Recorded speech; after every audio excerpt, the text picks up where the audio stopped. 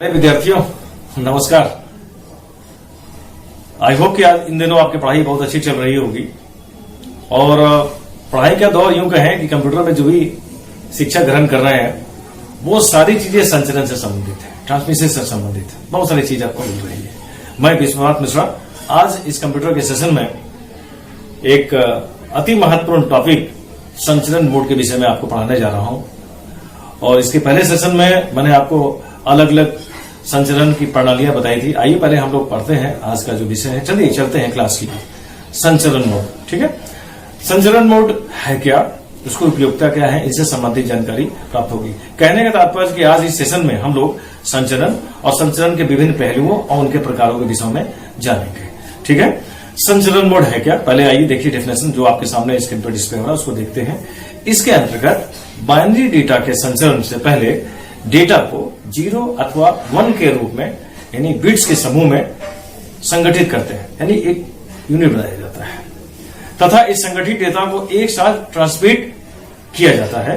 यानी हम लोग जानना चाह रहे हैं कि पैरेलल ट्रांसमिशन, यानी जो आज आप पढ़ने जा रहे हैं वो है पैरेलल ट्रांसमिशन अर्थात समानांतर संचरण, ठीक है। समानांतर संचरण के अंतर्गत n बिट्स जितनी भी डेटा भेजना चाहते हैं n बिट्स भेजने के लिए n वायर का प्रयोग किया जाता है। कहने का तात्पर्य कि अगर आपकी सूचना 8 बिट्स में है तो हमें 8 तारों की यानी 8 वायर की आवश्यकता होगी। तो ये था पैरेलल ट्रांसमिशन। इसके अंतर्गत आपने ये जाना कि सूचनाओं को संचरित करने के लिए जितने सारे बिट्स होते हैं, बिट्स का मतलब आप जानते हैं बाइनरी डिजिट अर्थात 0 और 1, तो जितने ज्यादा बिट्स होगी उतने ज्यादा वायर की आवश्यकता होगी। देखिए ये चित्र सामने आपके स्क्रीन पर डिस्प्ले हो रहा है जिसमें सेंडर और रिसीवर के रूप में मैंने दिखाया है। सेंडर जितने ज्यादा बिट का प्रयोग करता है, रिसीवर उतने ज्यादा बिट्स का प्रयोग कर रहा है। इसमें देखिए 1 1 0 0 1 0 1 0 ये बिट्स के साथ साथ वायर का उपयोग किया गया है। कहने का तात्पर्य जितनी ज्यादा बिट्स होगी उतने ही वायर की आवश्यकता होगी। ये हो गया पैरेलल अर्थात समानांतर ट्रांसमिशन। चलिए आगे देखते हैं हम। दूसरा प्रकार है क्रमिक अर्थात सीक्वेंशियल ट्रांसमिशन। सीक्वेंशियल ट्रांसमिशन के अंतर्गत बाइनरी डेटा को प्रत्येक बिट एक दूसरे का मतलब अनुसरण करना। एक बिट गई, दूसरा बिट जस्ट उसके पीछे, दूसरा गया, तीसरा बिट उसका अनुसरण करते हुए डेटा ट्रांसमिट होती है। आइए परिभाषा देखिए। इसके अंतर्गत बाइनरी डेटा की प्रत्येक बिट एक दूसरे का अनुसरण करते हुए केवल एक ही तार माध्यम का उपयोग करके डेटा प्रेषित की जाती है अर्थात भेजी जाती है। इस संचरण में केवल एक ही तार का यानी एक ही तार की आवश्यकता होती है। यह किसमें हुआ, क्रमिक संचरण में। देखिए इसका जो डायग्राम है इस प्रकार से है। इसमें ट्रांसमीटर है और साथ में एक रिसीवर दर्शाया गया है।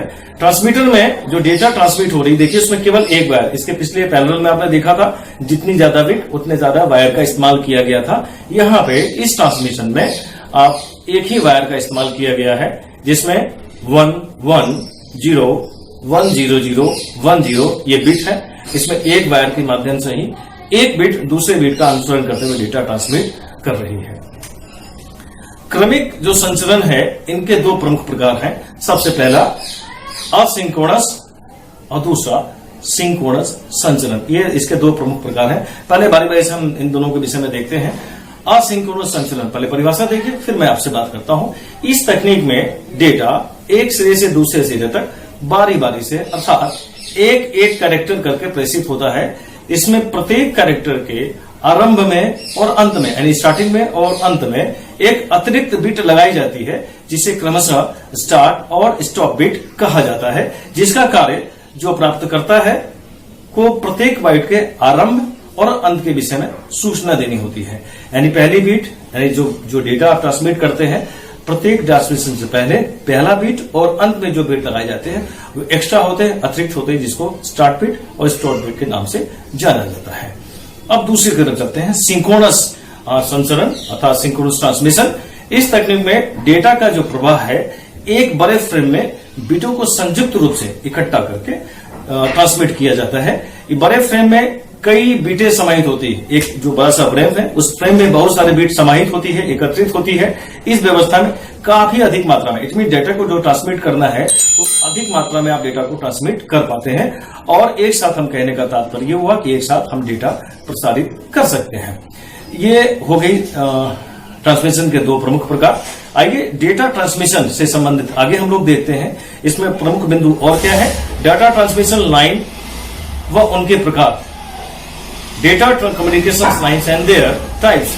डेटा संचार प्रणाली तकनीक में डेटा को ट्रांसमिट लाइन की सहायता से एक दूसरे के या अन्य जितने सारे कंप्यूटर्स में जुड़े होते हैं उनके साथ डेटा को प्रेजेंट किया जाता है। इस विधि में एक साथ अधिक कंप्यूटरों जोड़ने के लिए अलग अलग ट्रांसमिशन लाइन की आवश्यकता होती है।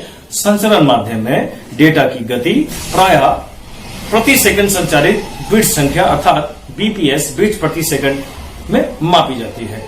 इसमें डेटा संचरण की 3 प्रमुख लाइनें हैं। लाइन यथा बैंड लाइन होती है जिसके अनुसार डेटा ट्रांसमिट की जाती है। सबसे पहला नैरो बैंड अर्थात नैरो बैंड ट्रांसमिशन, दूसरा ध्वनि समान संचरण अर्थात वॉइस बैंड ट्रांसमिशन और तीसरा है आपका विस्तृत अर्थात वाइड बैंड संचरण अर्थात वाइड बैंड ट्रांसमिशन। ये 3 प्रमुख प्रकार है बैंड लाइन की। आइए बारी बारी से देखते हैं कि इनकी डेटा को ट्रांसमिट करने की गति क्या होती है और इनकी उपयोगिता अर्थात इनका कार्य किस प्रकार से होता है।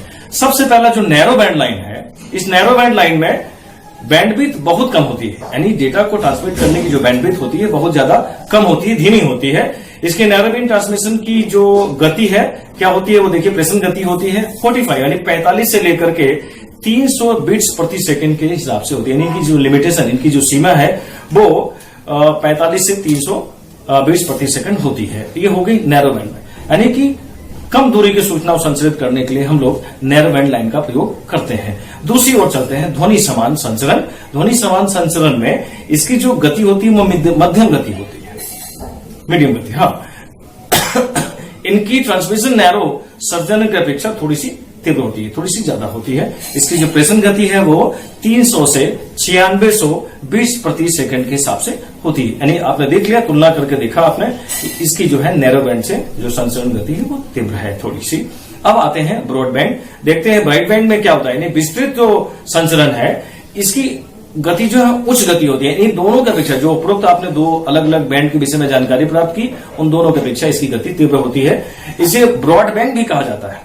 मैंने गलती से ही सही, लेकिन फिर अभी मैं फिर से बता दे रहा हूं आपको, इसको ब्रॉडबैंड भी कहते हैं। उपरोक्त जितने सारे संचरण आपने किए, 2 नाम मैंने बताए, नैरो बैंड और वॉइस बैंड, इन दोनों की अपेक्षा इसकी गति तीव्र होती है। इसकी गति देखिए 19,200 से लगभग 50,000 बीपीएस अर्थात अगर आप कहें तो लगभग 10 लाख बाउट से भी अधिक गति संचरण यानी डेटा को ट्रांसमिट करने की गति इनकी होती है। तो इस प्रकार से हमने 3 संचरण अलग अलग लाइनें देखी, बैंड लाइन देखा। अब इनके उपयोग कहां कहां है।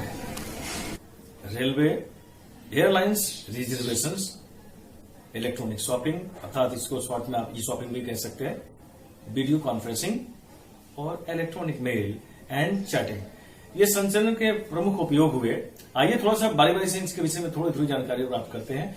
इलेक्ट्रॉनिक बैंकिंग सर्विसेज का मतलब यह हुआ कि आज के डेट में जो बैंकिंग प्रणाली है, आप यूज करते होंगे एटीएम कार्ड, बहुत सारे ऑनलाइन ट्रांजैक्शन, बहुत सारे पैसा फंड ट्रांसफर वगैरह करते हैं आप, ये सारे उपयोग या उदाहरण हो सकते हैं इलेक्ट्रॉनिक बैंकिंग के। रेलवे और एयरलाइंस रिजर्वेशन एसेंस ये है कि जो टिकट आप घर बैठे बना रहे हैं, प्राप्त कर लेते हैं, इसमें आप रेलवे के साथ साथ एयरलाइंस के भी प्राप्त करते हैं। ऑनलाइन टिकट आप बनाते भी हैं, कैंसिल भी कराते हैं। अब तो भारत सरकार ने कैंसिलेशन की सुविधा आपको ऑनलाइन भी कर दी है, घर बैठे आप टिकट को कैंसिल भी करा सकते हैं। इलेक्ट्रॉनिक शॉपिंग, ई शॉपिंग अर्थात जितने सारी खरीदारी आप कर रहे हैं, न जाके मार्केट, और घर बैठ करके आप ऑनलाइन ऑर्डर करते हैं और सारी चीजें आपके घर पे पहुंच जाती है। अगले टॉपिक में वीडियो कॉन्फ्रेंसिंग, एक जीवंत उदाहरण वर्तमान परिवेश में चल रहा है, जिसमें देश के प्रधानमंत्री ही नहीं, राज्यों के मुख्यमंत्री अपने अधिकारियों से एक शेड्यूल उन्होंने बना रखा है। वीडियो कॉन्फ्रेंसिंग के माध्यम से नई सूचनाएं जो भी जारी करनी होती है वो वीडियो कॉन्फ्रेंसिंग के माध्यम से करते हैं। क्योंकि सोशल डिस्टेंसिंग का भी पालन उनको करना है, स्वाभाविक है कि लोग इकट्ठे हो नहीं पा रहे हैं, तो आप वीडियो कॉन्फ्रेंसिंग के माध्यम से भी सूचनाएं भेजी जा रही है। उसके बाद इलेक्ट्रॉनिक मेल, यानी जो भी आज के डेट में हम लोग संदेश का आदान प्रदान कर रहे हैं, भेज रहे हैं लोगों को, उसका इस्तेमाल। और चैटिंग, नेचुरल सी बात, जो मैं भी आपसे बात कर रहा हूं वीडियो यूट्यूब के माध्यम से मिलेगी। तो अब इस चैप्टर से संबंधित जो प्रश्न है उनको देख लेते हैं। सबसे पहला प्रश्न है, संचरण के प्रमुख प्रकार कौन कौन से हैं, ठीक है। दूसरा, क्रमिक संचरण के प्रमुख प्रकार कौन से हैं, उनके नाम बताने हैं। साथ में डेटा ट्रांसमिशन लाइन क्या है और इनके प्रमुख प्रकारों के नाम लिखें, साथ में डेटा संचरण के मुख्य उपयोग को लिखें। ये तो प्रश्न था बच्चों, ठीक है। तो आज आपने संचरण से संबंधित बहुत सारी जानकारी प्राप्त की, आप उम्मीद करता हूं कि ये बहुत उपयोगी साबित होगी आपके लिए, ठीक है। फिर हाँ, लेकिन एक बात और, अगर आप चाहते हैं कि नई वीडियो आपको फिर से प्राप्त हो जाए या उसकी नोटिफिकेशन मिल जाए तो उसको सब्सक्राइब जरूर